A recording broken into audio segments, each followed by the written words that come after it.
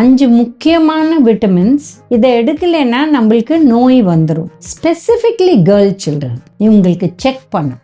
ஏன்னா மாதவிடாய் அவங்களுக்கு ஆரம்பிச்சிடுச்சுன்னா அதுக்கப்புறம் இது கரெக்ட் பண்ண இன்னும் டைம் ஆகும். இப்போ இந்திய நாட்டில் எடுத்தா ஆப்பிரிக்காவை விட மோசமாக நம்ம இருக்கோம் அயன் டெஃபிஷியன்சியில். கேன்சராக இருக்கட்டும், டயபெட்டிஸாக இருக்கட்டும், ஹைப்பர் டென்ஷனாக இருக்கட்டும், ஹார்ட் டிசீஸாக இருக்கட்டும், பாதி விஷயம் உடம்புல வருது இன்ஃப்ளமேஷனால். விட்டமின் ஏ ஆக்சுவலாக ரொம்ப ரொம்ப முக்கியம் நம்ம கண் பார்வைக்கு.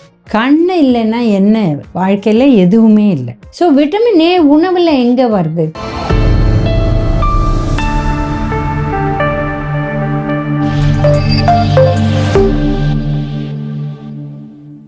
காஸ்மோ ஹெல்த் வியூவர்ஸ்க்கு வணக்கம். இப்போ நம்ம பேச போகிறது 5 முக்கியமான விட்டமின்ஸ். இதை எடுக்கலைன்னா நம்மளுக்கு நோய் வந்துடும், நோயோட வாழணும். ஸோ அதை பற்றி நம்ம பேச போகிறோம். இப்போ ஃபஸ்ட்டு பார்த்தீங்கன்னா விட்டமின் ஏ.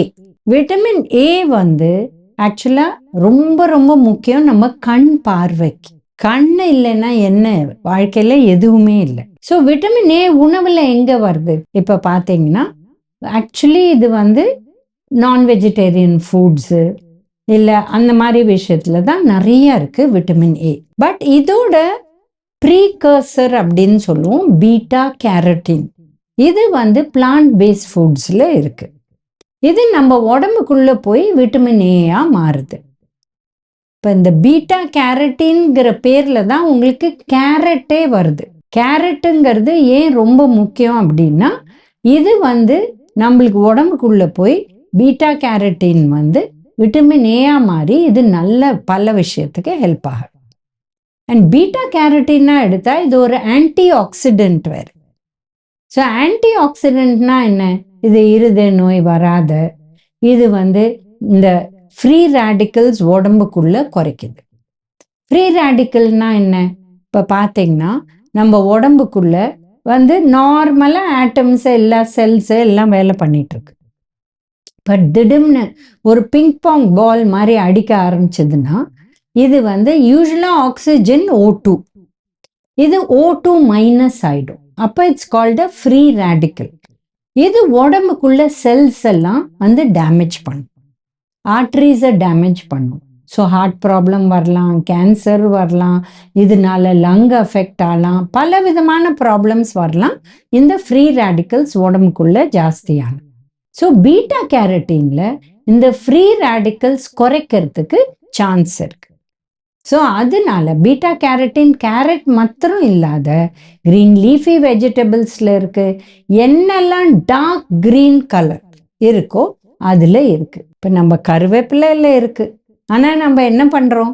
கருவேப்பிலை எடுத்து தூக்கி போட்டுடுறோம். ஸோ நம்ம என்ன பண்ணணும்னா கருவேப்பிலையை பொடி பண்ணி அதை சாம்பாரில் போட்டு அது நம்ம வயிற்றுக்குள்ளே போயிடும். இல்லை அரைச்சி வச்சுட்டு ஒரு 2-3 டேஸ்க்கு ஒருக்க அரைச்சி அதை நீங்கள் சாம்பார்லேயோ பொரியல்லையோ அந்த மாதிரி போட்டுட்டிங்கன்னா இன்னும் பெட்டர்.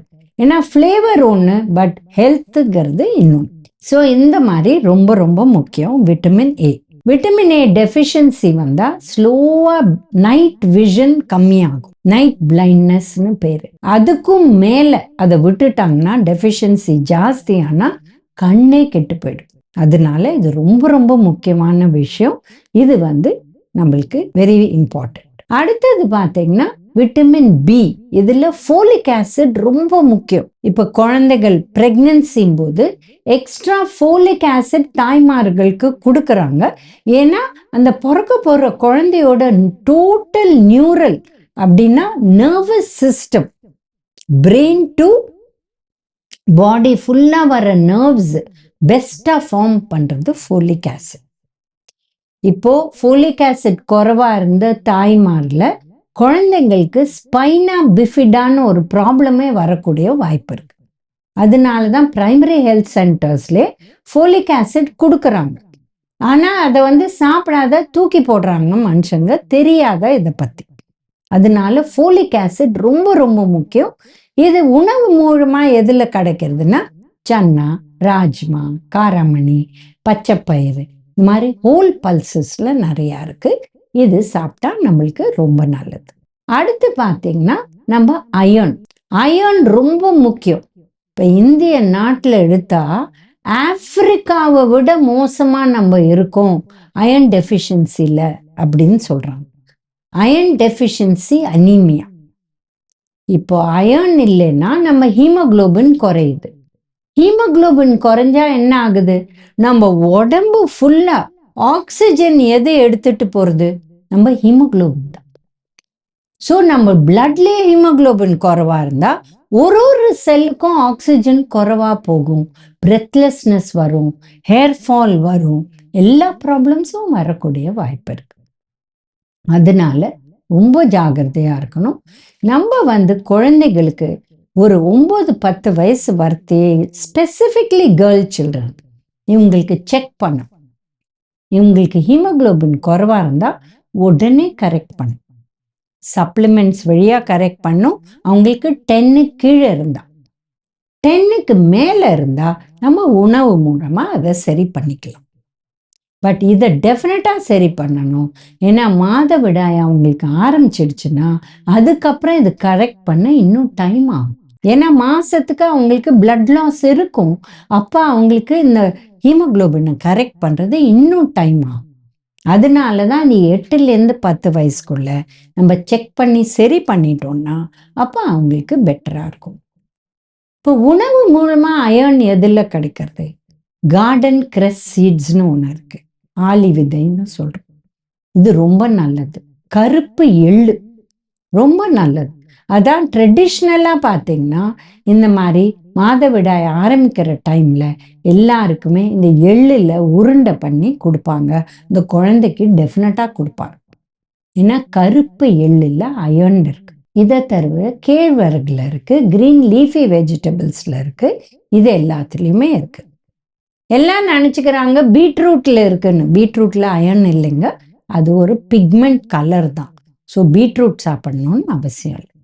பட் மாதுளம்பழம் அதை நீங்க சேர்த்து சாப்பிட்டா இது ரொம்ப நல்லா உங்களுக்கு அந்த அயர்ன் அப்சார்ப் ஆகும். ஏன்னா அயர்னோட விட்டமின் சி சேர்த்தோம்னா, ஆம்லா, போமோகிரானட் இதெல்லாம் சேர்த்தோம்னா ரொம்ப நல்லா அவங்களுக்கு அந்த அயர்ன் அப்சார்ப் ஆகும். அடுத்து பார்த்தீங்கன்னா விட்டமின் இ.